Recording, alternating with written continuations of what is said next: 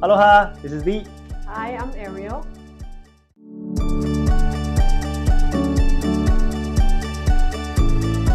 And today we're going to talk about PCSing to Hawaii. What are your housing options? Yeah, so you're coming to Hawaii and you're faced with two options for housing. You can either rent something here or you can buy. Right. So we're going to be running both scenarios. I'm going to be representing the rental side if you decide to rent, and Deep will be running the numbers if you decide to buy something. Right, and for this scenario, we're going to rule out staying on post, because staying on post is similar to renting with few exceptions. So we're going to rule that out. All of you know what your options are when you're staying on post. We're going to stick to renting and buying in Hawaii. Ariel, why don't you start? Yeah, let's get started with the TLA. When you get here and you're renting, you get 30 days TLA. Right. So your TLA initially you get for 30 days. In most cases, you get a rent. You find a rental within 30 days, and you move in. No need to extend. When you're buying a house, they know when you get under contract in Hawaii, it takes about 35 to 45 days to close. In that case, generally, I've never seen it being denied. They extend it for another 30 days. So it's 30 plus 30. There is an exception where they will extend it on top of those 60 days, but again, you have to get approval from your garrison commander, which is very rare. So in total, 60 days is easy to get. Okay, so before we get to any numbers, I'm going to talk about the rough pros and cons of each side. So I'm going to write some pros of renting. Number one is how easy it is to find. There's a lot of rentals on Oahu. It's not very hard to find, especially if you don't have pets. If you have pets, then it can be a little complicated. But if you have no pets, it's easy to find.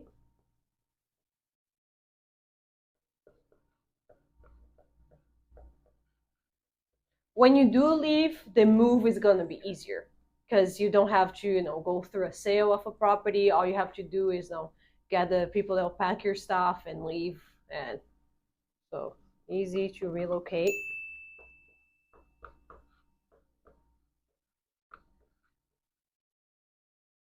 I think I'm taking up all the space. Sorry. Yeah.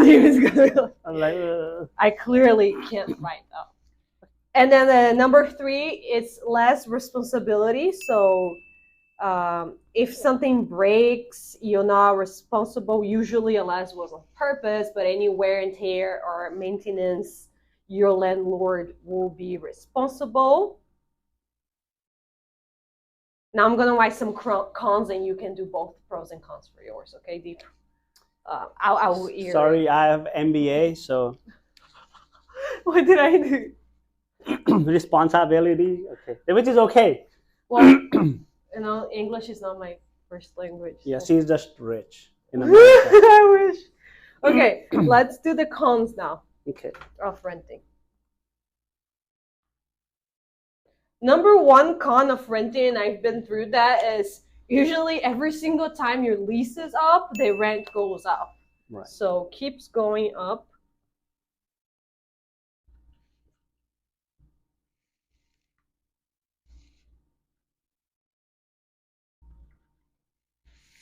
I clearly didn't go to school. It keeps going up every time. Another con of renting is many times, in the middle of your lease, your landlord may decide to sell and you have to leave. So no control.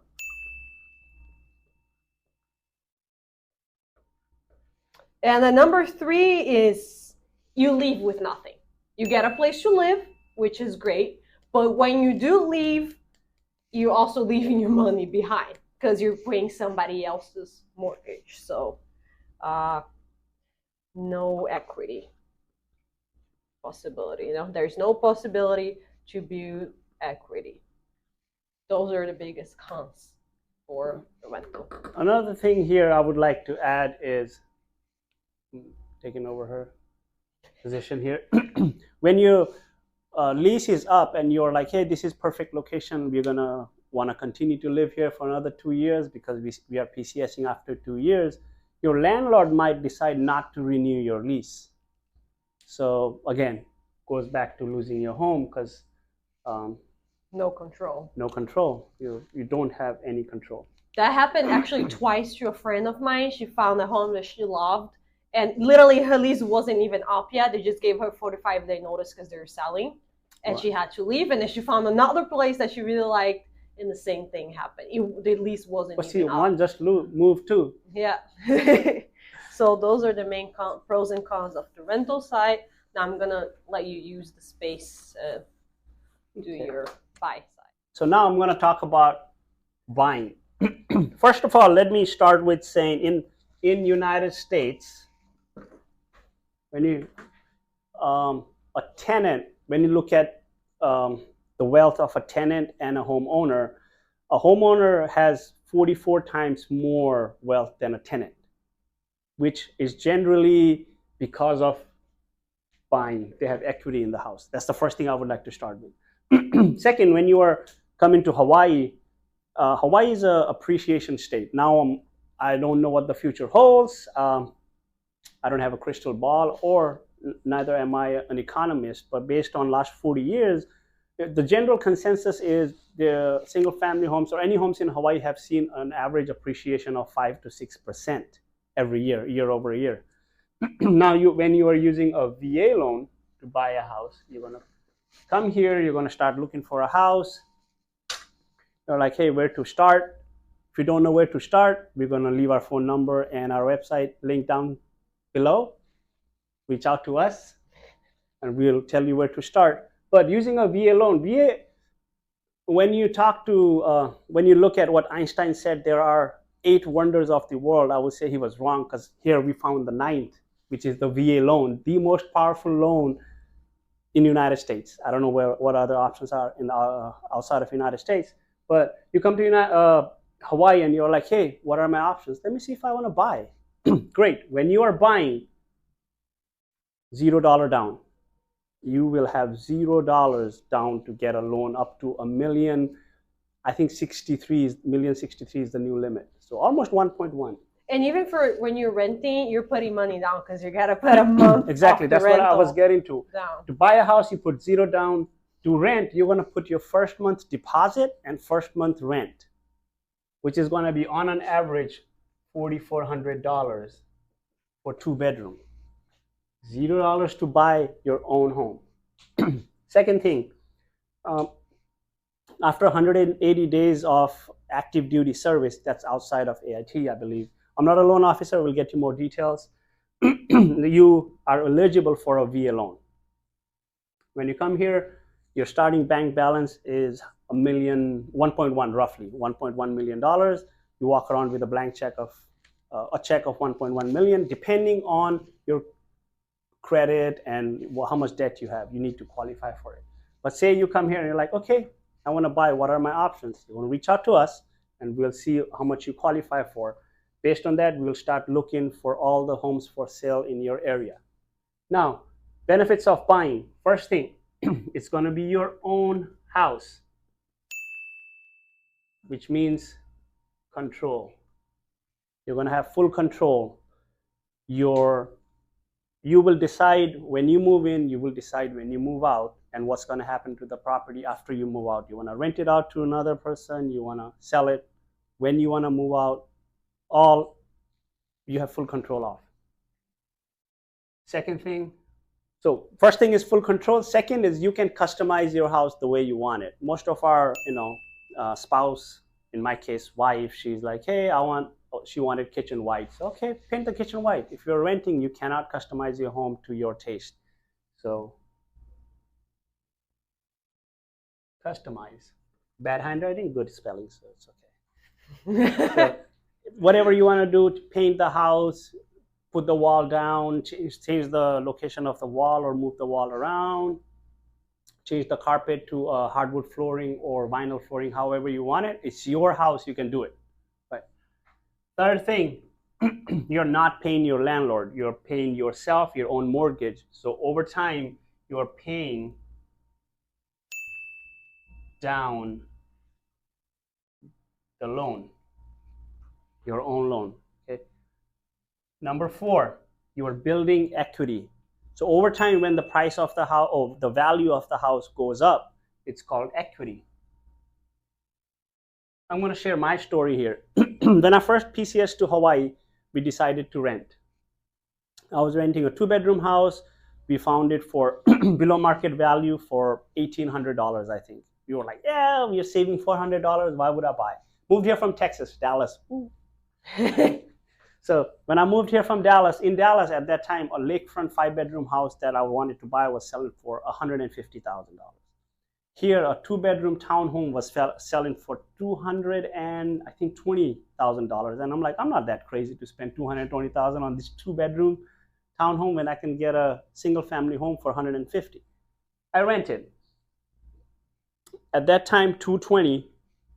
I rented for 3 years, so whatever rent I paid went to my landlord. I met him one day, and I'm like, hey, do you want to sell your house? He said, no, this is my Vegas money. Whatever you pay me, I collect every 6 months. The house is paid off, so I take the money and go to Vegas. Blow it up, come back again, next 6 months, rent collected, it goes to Vegas. I'm like, that's where I want to be. So I paid him big chunk of money, he paid off his house, and even after paying off his house, he had money to go for his vacation. In the interim, the value of the house was going up as well. The house that was valued at $220,000 when I started renting was selling for, I think, $400,000 3 years later. So in the meantime, he made in equity $180,000. Not a made-up story. That's how much I sold his house for after I got licensed. Because after I moved out, I told him, hey, I'm going to move out. He's like, hey, I don't want any more tenants because you've been really nice. I just want to get rid of the house. So I sold it. During those 3 years, I was paying $1,800 every year. That's going to be $18,000, $19,000, $21,000 and change. In 3 years, that becomes $63,000. So I paid him $63,000 to go to Vegas, and he still walked away with $180,000 in appreciated value in those 3 years. And I was like, what the hell am I doing? What did you walk away with? Negative Yeah. $63,000. Well, I had to repaint a few stuff, do the flooring before the house was sold. So I was like negative, I think, $1,100 out of pocket. So this was my situation. Landlord. At that point, I decided to buy. So I bought. Now I'm going to share what I did after getting out of my rental. After I left my rental, I sold it for my landlord. I was a licensed agent at that point. And then I bought one for myself. It was a townhome in the same community. It needed some work, so I paid $410,000.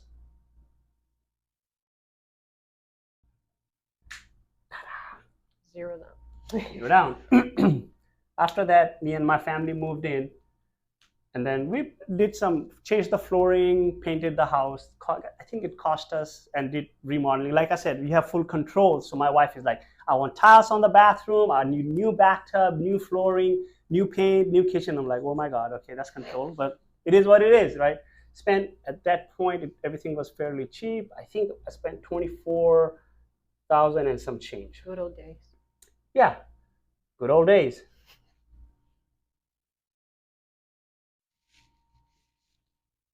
So I lived in it for about 1.5 years to 2 years. Spent $434,000. After the property was stabilized, we decided to buy another property using the remaining of my VA loan. We moved out of that community.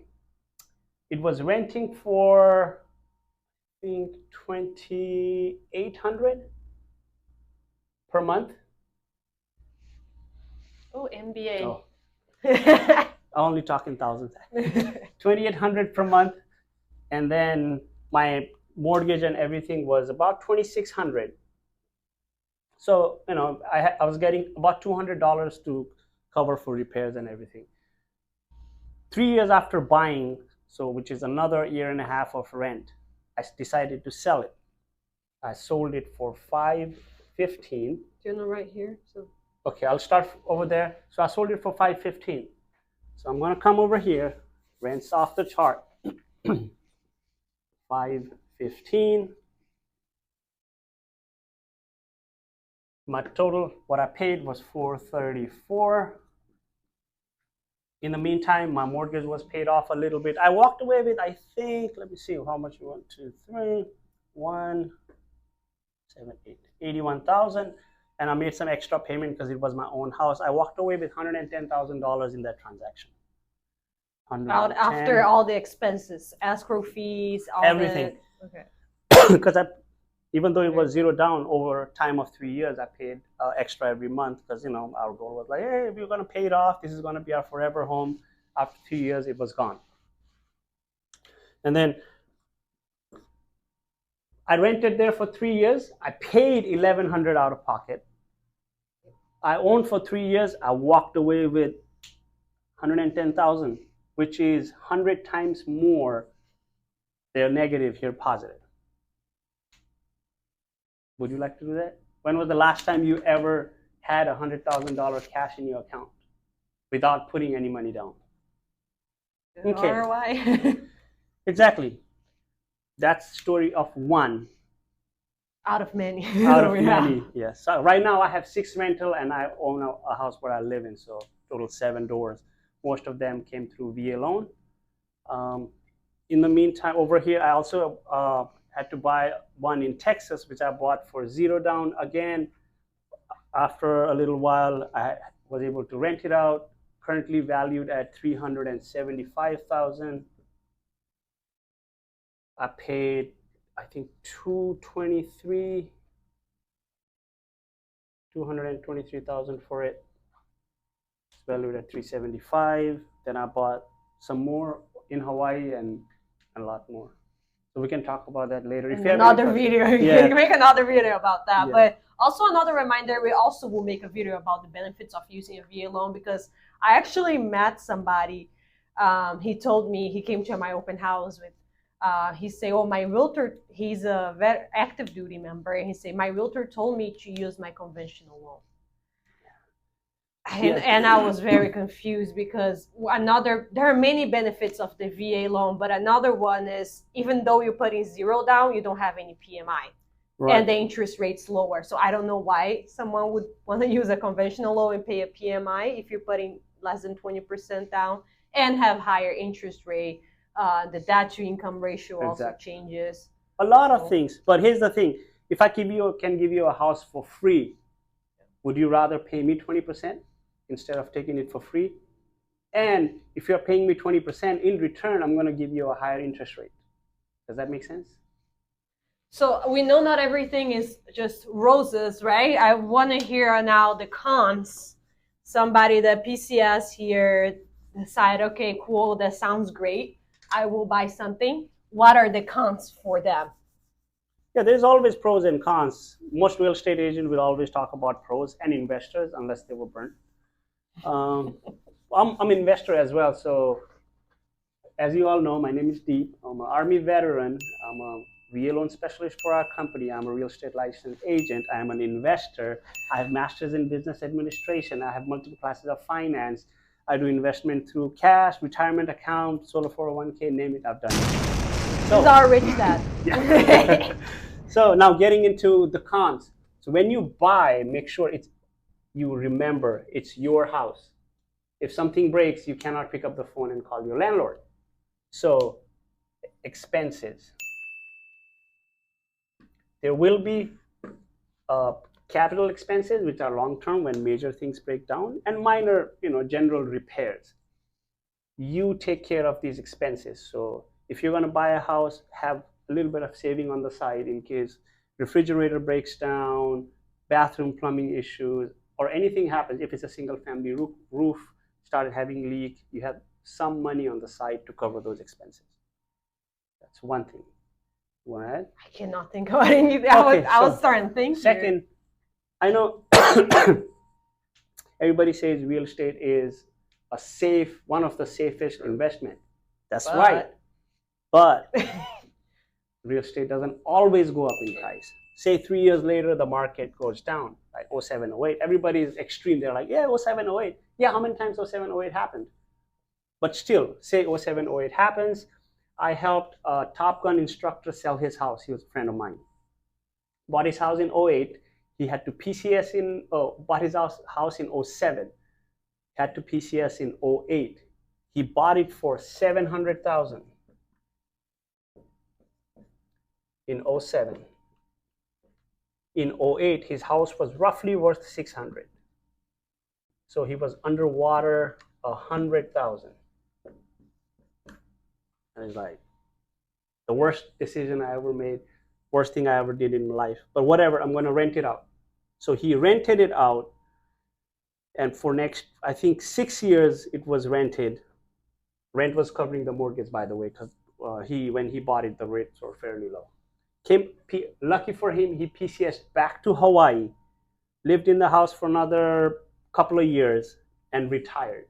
At retirement, I helped him sell his house for 1.35, I think,